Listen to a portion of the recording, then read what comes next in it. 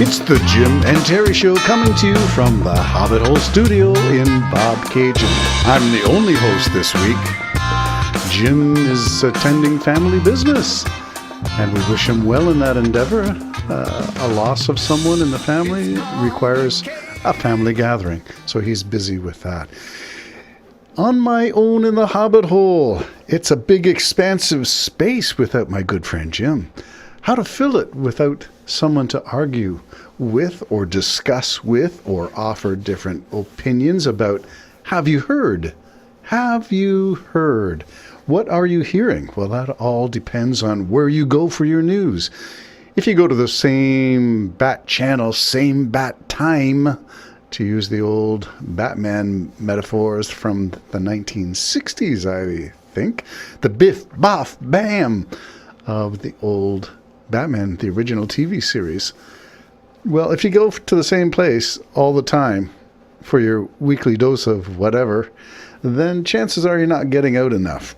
Chances are you need to expand your views. I've often espoused and mentioned that I use ground news. If you don't get to some place like that, I'm not saying you have to subscribe, and of course you will be much wiser for having subscribed. I'm not recommending ground news. I'm just saying it offers a service that we often will not take the time to do ourselves, which is be informed across the political spectrum from a variety of sources and consider the reliability of your sources.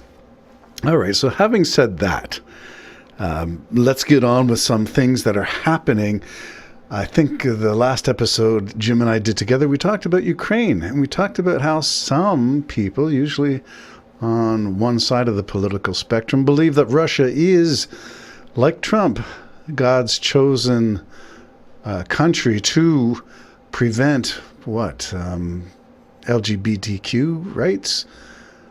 Do you remember them going through Sochi during the Olympics to round up gays and lesbians and keep them off the street during the Olympic festivities?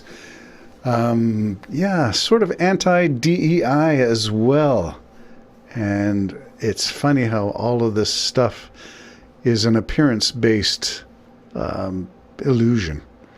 People are people. Doesn't matter really what they represent in terms of their private lives. Leave people alone. Help them when you can. Help people up. Don't beat them down.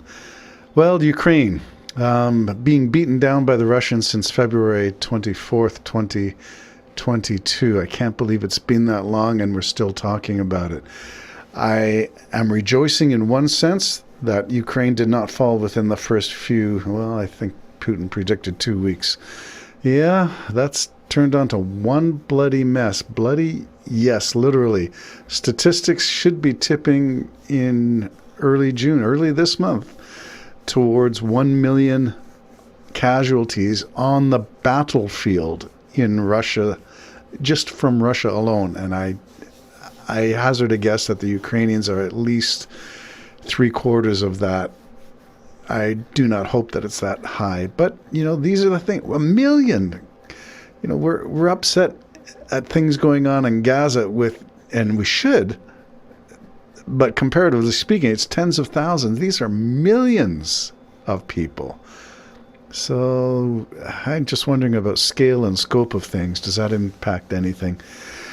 Well, you may have read about Operation Spiderweb, which is really kind of one of the most unique operations next to the Israeli raid on Entebbe or the Israeli cell phone or pager blowing up that they managed against Hezbollah.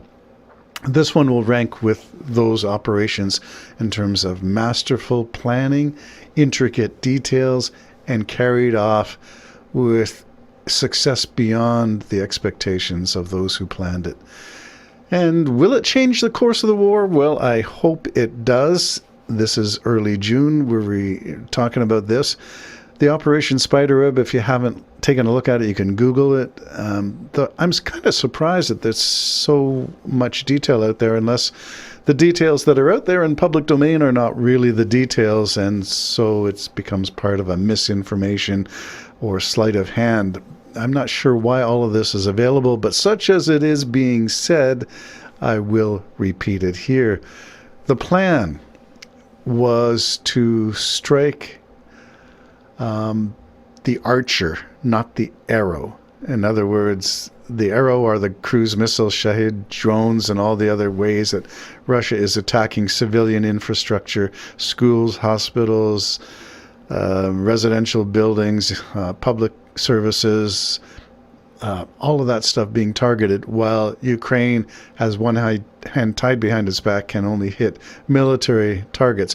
Well, maybe there's a strategy in that, and that strategy would be you kill the Archer, not the Arrow. And that analogy is an old one that says we go after the country's ability to wage war, and if we do that successfully, we will limit the enemy's ability to inflict injury and destruction on our own territory. So, 18 months in the planning. So remember that meeting, that infamous meeting in the White House? Those words have come back, and you might as well take the cards that Trump was saying Zelensky didn't have. You don't have all the cards. Do you remember that? Talking down to Zelensky as if he were a child, scolding him, mocking him for not dressing in a suit in the Oval Office. Well, those words are going to, you might as well take that deck of cards and shove them where the sun don't shine, Mr. Trump, because this was a masterful plan, and he knew the cards that he was holding while Trump was going on his, look at me, look at me. You got nothing, I got everything. Putin's got everything. And Zelensky managed to carry it off. 18 months in the making, so Zelensky knew. Operation Spiderweb, hiring Russian truck drivers to deliver units, trucking units, the kind you load on the back of an 18-wheeler and drive off. You get contracted. Anything for money. Well, they did. They took these containers, which were full of FPV drones, and they released them when, the timing is everything, when the conference was supposed to be going on to about negotiating peace. Putin was busy refueling these bombers, and he was going to unleash havoc on Ukraine under the guise of peace. Timing is everything. The drones struck, and 40 aircraft, I heard it was 41, but 40. The long-range bombers, the kind that launch cruise missiles and hypersonics, all of that stuff were damaged. Russia's response is just what most people do. Well, the Trump regime is particularly known for this. Deny, deflect, and, well, they didn't quite do this one. Trump would blame Biden for everything that goes wrong, but they went quiet, and that is a key. Zelensky playing his cards, finally. Yes, did you see that, Mr. President? Playing the cards. What cards did he have? I would talk maybe in the realm of having 4 aces up his sleeve at the time Trump was playing his joker. Vladimir Zelensky talked about it, and there's one guy who's serious about ending the war, and it's Zelensky. It is not Putin. Why Operation Spiderweb will be in history books? Why will we be teaching this along with the raid on Entebbe and the Hezbollah pager events of the Israeli Mossad?